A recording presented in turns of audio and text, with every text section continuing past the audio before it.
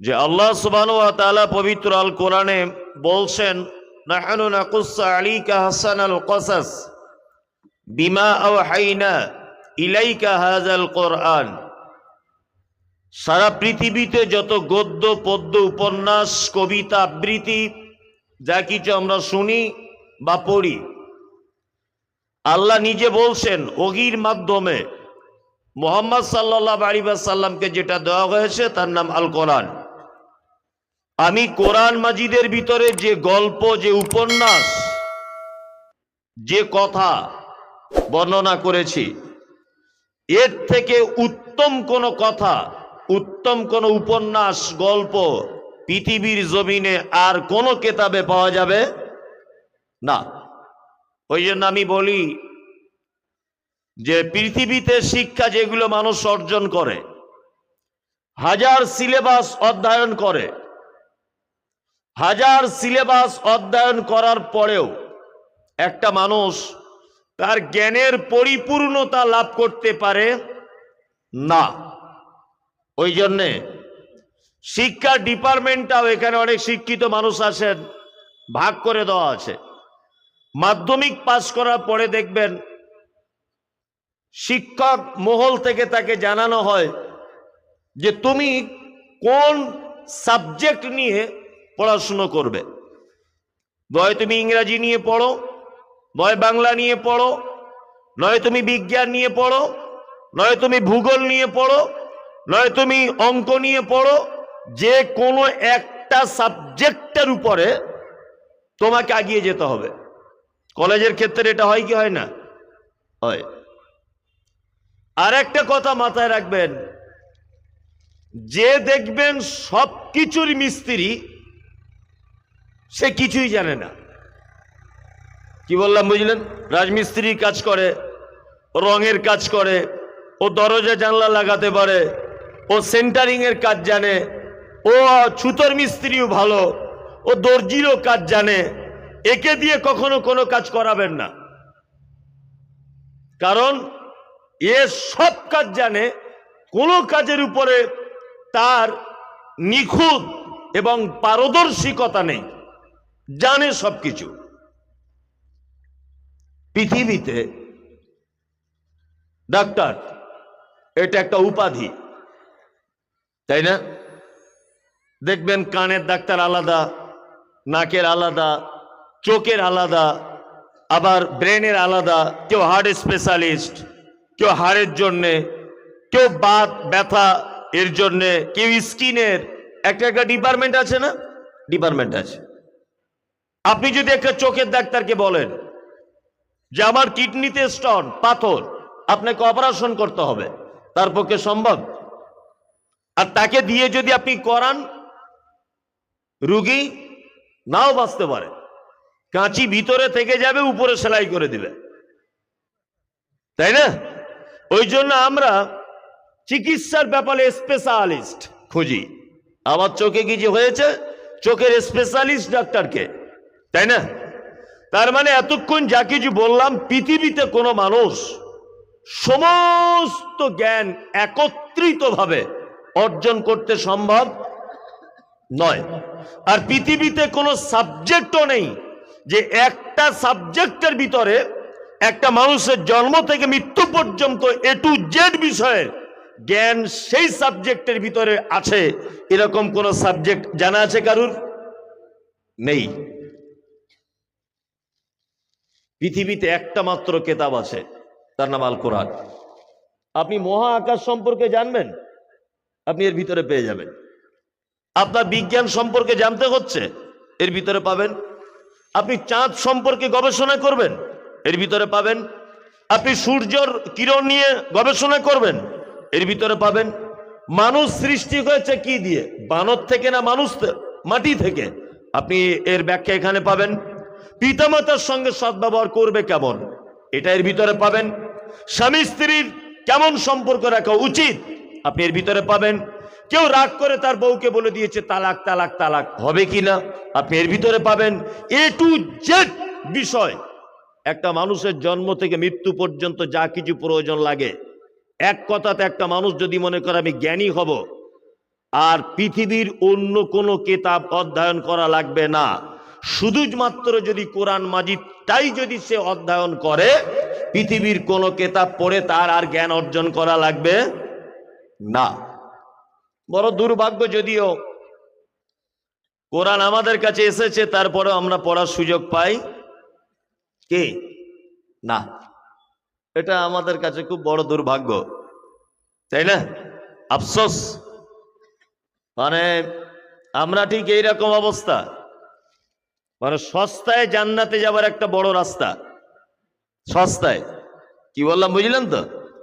তার একটা জান্নাতে যাবার বড় মাধ্যম, সস্তায় জান্নাতে যাবার, সেটা মাদ্রাসা করা।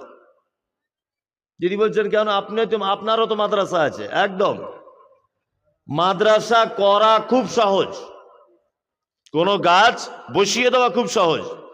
সেই গাছটাকে পরিচর্যা করে উপযুক্ত ফল তৈরি করা, এটা হচ্ছে সব থেকে বড় কঠিন। গ্রামের 20 জন মিলিটারি আছে, 50,000 টাকা দিয়ে দিল, 10 লাখ টাকা হয়ে গেল। ভালো করে বুঝবেন, আমি আপনার বিরুদ্ধে বলছি না, একটা জিনিস বোঝাচ্ছি। 10 লাখ টাকা হয়ে গেল, 3-4টে রুম, 10 লাখ টাকা আলহামদুলিল্লাহ কোন রকম করে তৈরি করা যাবে। যাবে কি যাবে না? যাবে। তার মানে এটা গাছ বসানো হলো। গাছ পাগলেও বসাতে পারে, বসাতে পারে না? গাছ পাগলেও বসাতে পারে, কিন্তু সেই গাছে কখন স্প্রে করতে হবে, কখন তার সার দিতে হবে, কখন গাছটা অসুস্থ হয়ে পড়ছে কিনা, তার গোড়াতে বেশি পানি জমে আছে কিনা, কিভাবে তার থেকে আমি উপযুক্ত ফল গ্রহণ করব, এই উপযুক্ত ফলের টার্গেট যতদিন না পর্যন্ত আপনার মনে না আসবে, ততদিন পর্যন্ত কিন্তু এই গাছ ব্যর্থতা। ব্যর্থতা নয়, ব্যর্থতা। মাদ্রাসায় দান করে দিলাম, বক্তা সাহেব দোয়া করে দিলেন, আল্লাহ তাকে জান্নাতে ঢুকিয়ে দাও। যে বেশি টাকা দিয়েছে তাকে জান্নাতে দিয়ে চলে আসছে, যে কম টাকা তাকে অর্ধেক মাঝখানে দিয়ে পালিয়ে চলে আসছে বক্তা জান্নাতের। এই তো চলছে, চলছে না? চলছে। একটা লোক যা মাদ্রাসায় 50,000 টাকা দিয়েছে, মানে সস্তায় জান্নাতে যাবার একটা রাস্তা। গ্রামে মাদ্রাসা করেছি, দান করে দাও, বক্তা প্রধান বক্তা দোয়া করবে, আমি জান্নাত চলে যাব। জি না, মুহাম্মদ সাল্লাল্লাহু আলাইহি ওয়াসাল্লামের কথা বলেছেন, তালাবুল ইলমি ফারিজাতুন আলা কুল্লি মুসলিমিন। প্রত্যেক মুসলিম নরনারীর উপরে দ্বীনের শিক্ষা অর্জন করা কি ফরজ। মাদ্রাসা তৈরি করার সাথে সাথে তুমি তোমার নিজের বেটাকে একটা ওখানে ভর্তি করতে হবে। কি বলছি বুঝতে পারছেন? তাহলে তো আপনি মাদ্রাসা দরদি, এটা তো প্রমাণ হবে। আজকে সারা বিশ্বে মুসলিমদের কাছ থেকে যত ঐতিহ্যবাহী জিনিস একটা একটা একটা একটা করে চলে যাচ্ছে, তার একটা দুটো মাত্র কারণ। এক, মুহাম্মদ সাল্লাল্লাহু আলাইহি ওয়াসাল্লামকে আমরা অপমান করছি। দুই, পবিত্র আল কোরআন থেকে আমরা নিজেকে অনেকটাই দূরে সরিয়ে রেখেছি। বাড়িতে কোরআন তেলাওয়াত হয়? আগে ফজরের নামাজ পড়ে রাস্তা দিয়ে হাঁটলে পাড়ার মেয়েরা গুনগুন করে কোরআন তেলাওয়াত করতো। আগেকার দিনের মা চাচিরা রাস্তা দিয়ে শোনা যেত না যে অমুক চাচা কোরআন পড়ছে। আজকে ফজরের নামাজ পড়ে হেঁটে যান তো আপনি, কোরআন মাজিদ তো তেলাওয়াত শুনতে পাবেন না, হারমোনিয়াম শুনতে পাবেন যে কার বাড়িতে গান হচ্ছে। বাস্তব না অবাস্তব? বাস্তব। অথচ আল্লাহ সুবহানাহু ওয়া তাআলা বলছেন, একটা মানুষ যত রকমের বরকত, যত রকমের রহমত, যত রকমের আল্লাহর পক্ষ থেকে দয়া সাহায্য, প্রতিটা কিছু কোরআন মাজিদ তেলাওয়াত করার মাধ্যমেই পাওয়া অতীব সহজ। সহজ নয়? সহজ। আল্লাহু আকবার। আমি আপনার দুবাইয়ে গেলাম, এয়ারপোর্টে ইমিগ্রেশনে দাঁড়িয়ে আছি, রাত 2টা বাজে। তখন রাত 2টা, একটা মহিলা আমার পাসপোর্টটা নিয়ে চেক টেক করছে, মেশিনপত্র যা হোক কাজবাজ করছে। তা যে মহিলাটাকে আমি পাসপোর্টটা দিলাম, ও নিকাব পরে, হিজাব পরে আছে। তা ও আমার পাসপোর্ট নিয়ে আমার দিকে দেখছে, বারবার সুইচ টুইচ টিপাটিপি করছে, আর আমি ওর দিকে তাকিয়ে আছি, ওর মুখ দিয়ে সূরা রহমান তেলাওয়াত করছে। মনে মনে বললাম, একজন মহিলা রাত 2টোর সময় ডিউটি করছে, আবার কোরআন তেলাওয়াত করছে। চলে গেলাম ওখান থেকে প্লেনে করে মক্কাতে, প্রথমে মদিনায় মসজিদে নববীতে দেখলাম যে কয়েক লক্ষ কোরআন মাজিদ রাখা আছে। হাজী সাহেব আছেন এখানে? আবার কথা সত্য মিথ্যা প্রমাণ হবে। মক্কার মানুষেরা ফজরের নামাজ পড়ে, জোহরের, আসর, ঈশা, মাগরিব সালাত আদায় করে সর্বক্ষণ খাজুর আর জমজমের পানি পাশে নিয়ে বসে এরকম হেলান দেওয়া মতো একটা চেয়ার পাওয়া যায়, চেয়ারে বসে বসে কোরআন তেলাওয়াত করছে। মনে মনে ভাবলাম যে আরবের মাটিতে আল্লাহ এত সম্পদ দিয়েছে কেন, এদেরকে এত বরকত কেন দিয়েছে? টাকার অভাব নাই, সোনার অভাব নাই। দুইজন মানুষ হোটেলে একটা খাসি ভেজে খাচ্ছে, একটুখানি খাচ্ছে ফেলে দিচ্ছে, মানে আল্লাহ এত রুচি দিয়েছে ওদেরকে। আল্লাহু আকবার। মনে মনে ভাবলাম এদের আল্লাহ এত ভালোবাসার কারণ হচ্ছে যে এরা পবিত্র আল কোরআনটাকে খুব বেশি ভালোবাসে। তাই পার্কে ঘুরতে গেছি, পার্কে, আরবের পার্কে, পার্কের ভিতরে লোক কি করে, প্রেম করতে যায়, আমাদের সব গলা ধরে বসে থাকে, এক অপরকে জড়িয়ে ধরে। আর আরবের মানুষ এক একজনের দুটো তিনটে করে স্ত্রী, স্ত্রী বসে আছে, বাচ্চা বসে আছে, স্বামী স্ত্রী প্রেম করে তো দূরের কথা, বসে বসে কোরআন তেলাওয়াত করছে। আল্লাহু আকবার। অবাক হয়ে যাচ্ছে এগুলো। দুই, আল্লাহ ওদেরকে এত মাল দিয়েছে কেন? মাল দেবার দ্বিতীয় কারণ হচ্ছে এই, তাওয়াফ করে মক্কা থেকে বার হচ্ছি, বাচ্চা বাচ্চা ছেলেরা, ওই 12-13 বছরের ছেলেরা, পিছনে স্কুল ব্যাগে এরকম পানির বোতল, এর থেকে ছোট 250 গ্রাম যেটা আছে মনে হয়, ওই বোতল প্রত্যেক হাজি সাহেবকে দিচ্ছে। হাজি সাহেব পানি নেন, পানি নেন, পানি নেন, পকেটে ভরে দিচ্ছে জোর করে, ফ্রিতে। এসার নামাজ পড়ে বার হচ্ছি, গাড়ি গাড়ি বিরিয়ানি, বড় বড় লরিতে, ফ্রিতে। এই বড় বড় কলা, পানির বোতল, ফ্রাইড রাইস, মুরগি গোটা গোটা ভাজা, ফ্রিতে বিলি করছে, ফ্রিতে, যে যত পারবে খাও। আমি ওখানে গিয়ে দুটো জিনিস জ্ঞান অর্জন করলাম, যে আল্লাহ এদের সমস্ত বিপদ থেকে বাঁচিয়ে রেখেছে। আল্লাহ এদের সমস্ত সম্পদ ঢেলে দিয়েছে, তেল দিয়েছে, সোনা দিয়েছে, টাকা দিয়েছে, মানে সুন্দরী বিবিও দিয়েছে, সবকিছু দিয়েছে এদের। দুটি কারণ, তারা কোরআন তেলাওয়াত বুঝেছে। দুই নম্বর বুঝেছে নিঃস্বার্থে দান করা।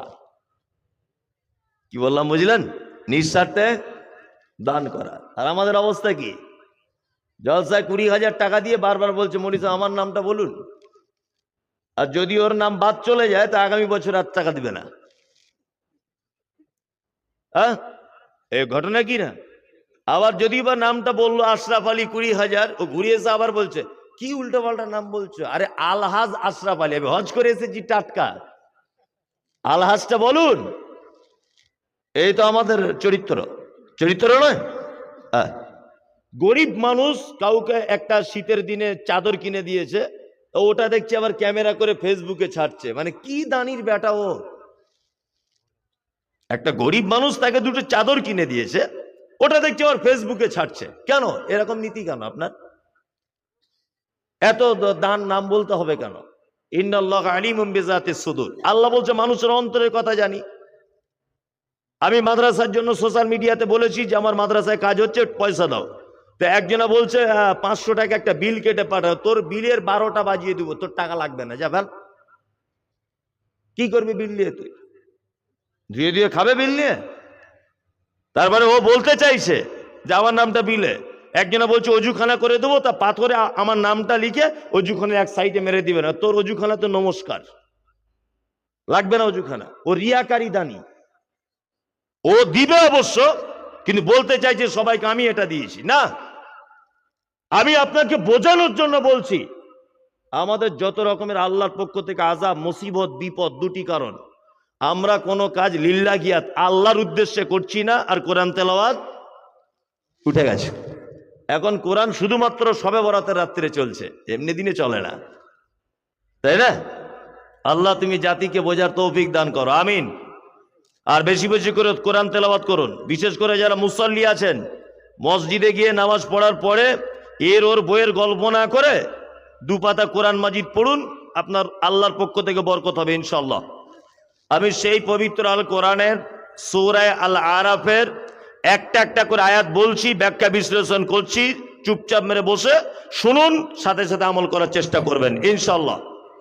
আল্লাহ তাআলা বলছেন আলিফ লাম মিম সাদ, পবিত্র আল কোরআনে খুব মনোযোগ দিয়ে শুনুন। 29টি সূরার ভিতরে, পিছনে একজন হাফেজ সাহেব বসে আছে, 29টি সূরার ভিতরে এইরকম শব্দগুলো আছে, আলিফ লাম মিম, আলিফ লাম মিম, আলিফ লাম রা, ইয়াসিন, নুন, কফ, কাফ, হা, আইন, সাদ, আলিফ লাম মিম সাদ। এরকম আছে না? কোরআন মাজিদ যারা পড়তে জানেন আছে? আচ্ছা, আরবিতে বলা হয় হুরুফে মুকাত্তাআত, বাংলাতে কি বলা হয়? বিচ্ছিন্ন অক্ষরমালা। এর মানে মতলব আমি মমতাজুল ইসলাম জানি না, পৃথিবীর কোন আলেম বলতে পারবে না, নবীজি বলেননি, সাহাবায়ে কেরামগণ জিজ্ঞাসা করেনি। সাহাবীদের চরিত্র দেখুন। আমাদের মধ্যে কিছু মানুষ আছে না, ইসলামের ব্যাপারে খুব বেশি প্রশ্ন করে না? নদিয়াতে বক্তব্য রাখতে গিয়ে বলছি, খুব মেপে কথা বলবেন। আপনার সারাদিন এবং রাত্রে যত কথা মুখ থেকে বার হয়, প্রত্যেক কথা দুইজন ফেরেশতা কাঁধে লিপিবদ্ধ করে। তা একজনা কাগজে লিখে পাঠিয়েছে, হুজুর, যে দুইজন ফেরেশতা লেখে ওদের খাতাগুলো কোথায় থাকে? আচ্ছা বলুন, এই প্রশ্ন করার কোনো যুক্তি আছে? হ্যাঁ, কোনো যুক্তি আছে? আমি তো উত্তর খুঁজে পাচ্ছি, আমি বলেছি তোর বাপের মাথায় থাকে। কি বলবো? এ প্রশ্ন করার কোনো যুক্তি আছে? নাই। উটের গোস্ত খেলে অজু ভাঙে না ভাঙে না? বলুন, ভাঙে। প্রশ্ন করছে কেন ভাঙে? কেনটা জানার আপনার অত প্রয়োজন কিসের? কেন এত প্রয়োজন? এর নামই তো ঈমান। মুহাম্মদ সাল্লাল্লাহু আলাইহি ওয়াসাল্লাম যেটা বলেছেন, সহিহ হাদিস থেকে যদি প্রমাণ হয়ে যায়, অন্ধের মতো মেনে নিতে হবে। আল্লাহ কোরআন মাজিদে যেটা বলেছে, অন্ধের মতো মেনে নিতে হবে। এর নাম কি? ঈমান। এই দেখুন, তার একটা প্রমাণে আপনার কাছে একটা হাদিস পেশ করি। হযরতে আবু বকরের নাম সকলেই জানেন।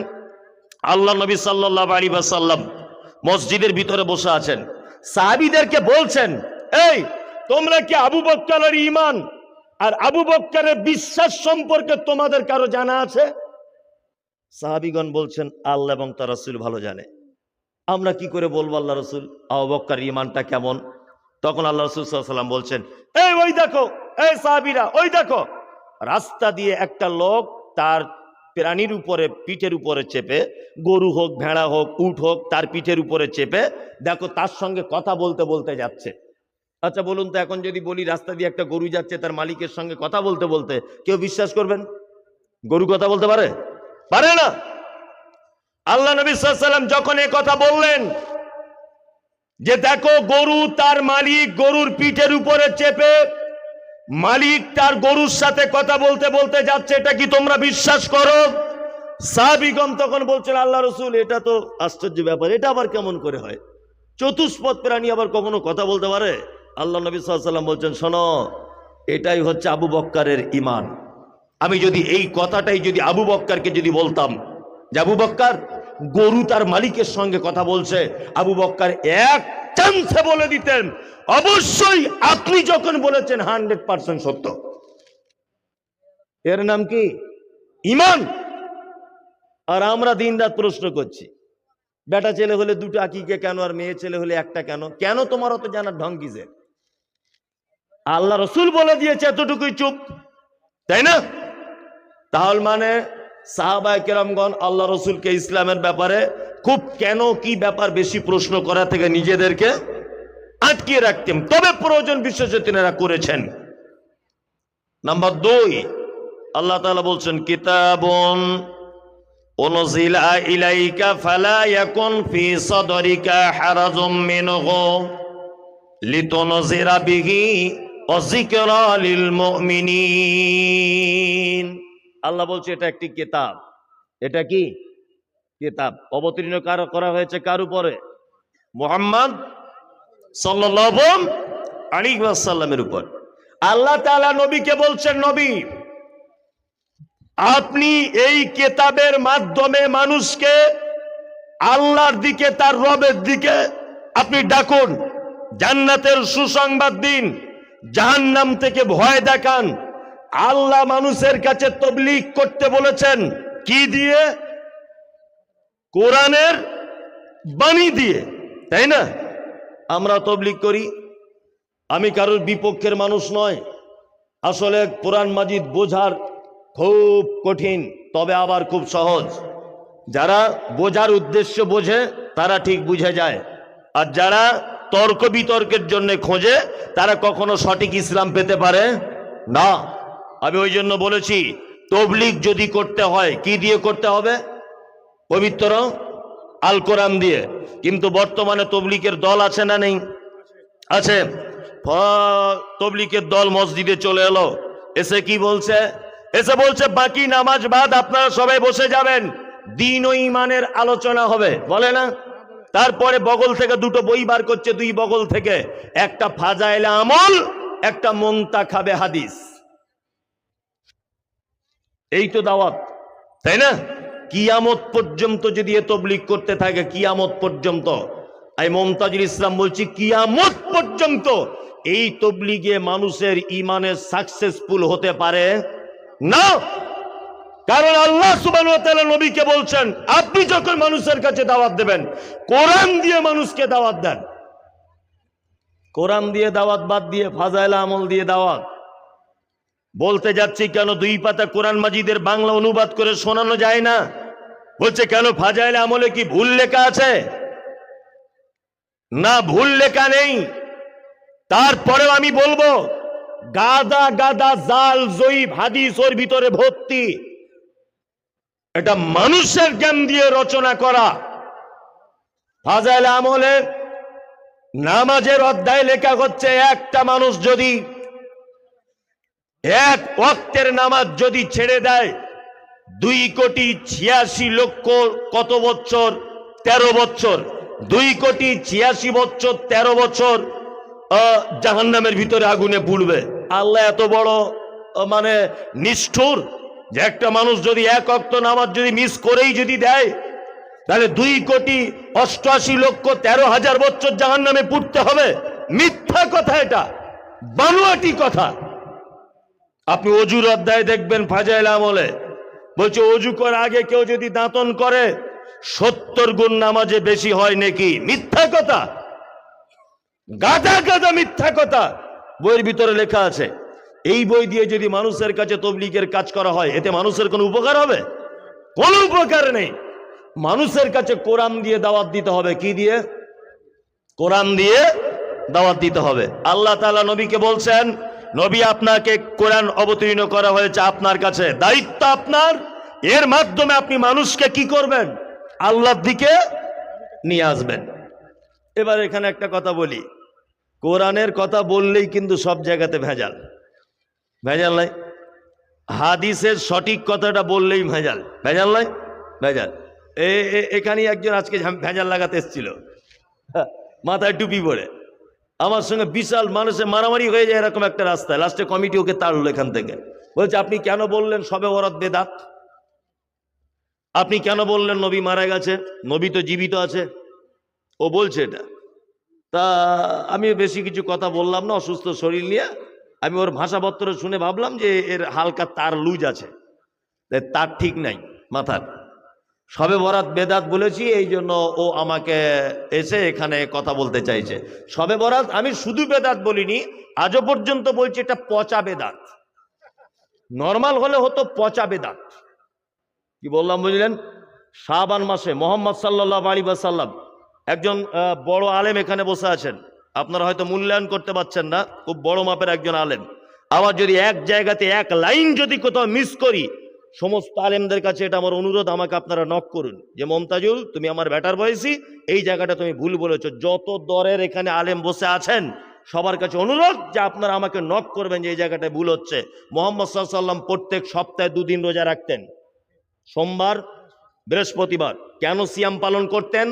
আল্লাহ নবী সাল্লাল্লাহু আলাইহি ওয়াসাল্লাম তিনি বলছেন, একটা মানুষ সপ্তাহে কি করে না করে তার রিপোর্ট আল্লাহর দরবারে পেশ করা হয় সোমবার আর বৃহস্পতিবার। এই জন্য আমি নবী, আমি সিয়াম অবস্থাতে থাকলে ফেরেশতা যেন আল্লাহর দরবারে আমার হিসাবটা যখন দিবে, তখন আল্লাহ যেন আমাকে রোজা অবস্থাতে পায়। 2, প্রত্যেক মাসের, বছরের একটা মাসে সারা বছরের বান্দার রিপোর্ট পেশ করা হয়, সেটা হচ্ছে শাবান মাসে। আল্লাহ নবী সাল্লাল্লাহু আলাইহি ওয়াসাল্লাম এই কারণে 1 থেকে 15 তারও অধিক, কখনো কখনো কোন হাদিসে উম্মে সালমা রাদিয়াল্লাহু তাআলা আনহা ওনার স্ত্রী তিনি বলছেন যে কখনো কখনো আল্লাহ রাসূল সাল্লাল্লাহু আলাইহি ওয়াসাল্লাম এত বেশি শাবান মাসে সিয়াম পালন করতেন বলছেন যে আমরা মনে করতাম যে আল্লাহ রসুল মনে হয় আর ইফতারই করবে না, ইফতার করতে মনে হয় ভুলে যাবেন, এত বেশি সিয়াম পালন করতেন শাবান মাসে। আর একটা কথা বলে দিই, আবু মুসা আশআরী রাদিয়াল্লাহু তাআলা আনহু থেকে একটা হাদিস বর্ণিত আছে তিরমিজিতে। এই হাদিসটার সম্পর্কে সমস্ত ওলামাদের ঐক্যমত, হাদিসটা জয়ীফ। শুধুমাত্র এ যুগে শ্রেষ্ঠ মুহাদ্দিস যাকে আমরা জানি আল্লামা নাসিরউদ্দিন আলবানী রাহিমাহুল্লাহ, তিনি এককভাবে শুধুমাত্র বলেছেন হাদিসটা হাসান, তিনি সহিহ বলেননি, যে আমলের যোগ্য। আমলটা কি? আমলের যোগ্য। কাজটা কি? বলছে শাবান মাসের রাত্রি, কোন এক রাত্রিতে আল্লাহ সুবহানাহু ওয়া তাআলা পৃথিবীর সমস্ত মানুষকে ক্ষমা করে দেন, দুইজন মানুষকে ক্ষমা করেন না। এক হচ্ছে যে শিরিক করে, দুই নম্বর হচ্ছে যার ভিতরে অপরের জন্য হিংসা বিদ্বেষ পোষা আছে, এই দুইজন মানুষ ক্ষমা পায় না, বাকি সব লোক ক্ষমা পেয়ে যায়। আশ্চর্য ব্যাপার, এতটুকু শাবান মাস সম্পর্কে হাদিসে জানতে পারা যায়। ও কোথা থেকে পেল হালুয়া করতে হবে? ও কোথা থেকে পেল শবে বরাতের রাত্রিতে বাড়িতে বাড়িতে কোরআন পড়তে হবে? ও কোথায় পেল শবে বরাতের রাত্রিতে তার বাপের কবর জিয়ারত করতে হবে? ও কোথায় পেল বাড়িতে মোমবাতি জ্বালাতে হবে? মোমবাতি কেন জ্বালাবে? বলছে মৃত মানুষের আত্মা আজকে সব বাড়ি আসে, রাস্তা চিনতে পারবে না, ওই জন্য যাতে সুবিধা হয় চিনতে। বদমাইশির জায়গা পাও না, তোমার পাছার চামড়া তুলে দেবো বিয়াদব। হাদিস আছে এগুলো সব বেদাত। আমি যখন এই কথা বলতে গেলাম তখন একজনা বলছে আল্লাহ নবী দাঁত ভেঙে দিয়েছিল এই জন্য হালুয়া করে। বলছে বিয়াদব, তুমি হাদিস কোরআন বুঝো? শাওয়াল মাসের 7 তারিখে আল্লাহ রসুলের দাঁত ভেঙেছে। কত তারিখ? শাওয়াল মাসের 7 তারিখ। এটা কি মাস? শাবান। শাবানের পরে কি? রমজান। তারপরে কি? শাওয়াল। তার মানে আল্লাহ নবী সাল্লাল্লাহু আলাইহি ওয়াসাল্লাম দাঁত ভেঙেছিলেন, এ কথা সত্য। বোঝার চেষ্টা করুন, শাওয়াল মাসে দাঁত ভাঙছে, তার মানে এখনো দাঁত ভাঙতে প্রায় 2 মাস বাকি, তাই তো? আরো গাধা আগে 2 মাস আগে 15 তারিখে শাবান মাসের হালুয়া করে বসে আছে, এখনো দাঁত ভাঙিনি, এখনো দাঁত ভাঙতে ক মাস বাকি? 2 মাস প্রায়, আরো 15 তারিখে হালুয়া করেছে। তার মানে ও চাইছে মনে হয় আগে থেকে নবীর দাঁত ভাঙুক, এটা ও চায়। ও হালুয়ার হাদিস খুঁজে পেল, দাঁত ভাঙার হাদিস খুঁজে পেল না। তুমি যদি নবীকে এত ভালোবাসো, সামনে 2টো দাঁত ভেঙে দাও, তবেই তো বলবো বাপের বেটা। ফসকে মুখ খুঁজে পাও না, তুমি দাঁত ভাঙতে পারবে না, সস্তায় জান্নাত, হালুয়া খেতে পারবে, সস্তায় জান্নাত। আশ্চর্য ব্যাপার, কোন রকম ভাবে কিছু করা চলবে না, এটা একটা পচা বেদাত।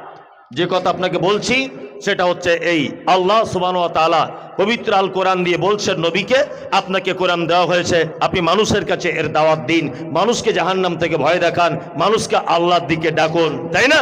এটাই তো।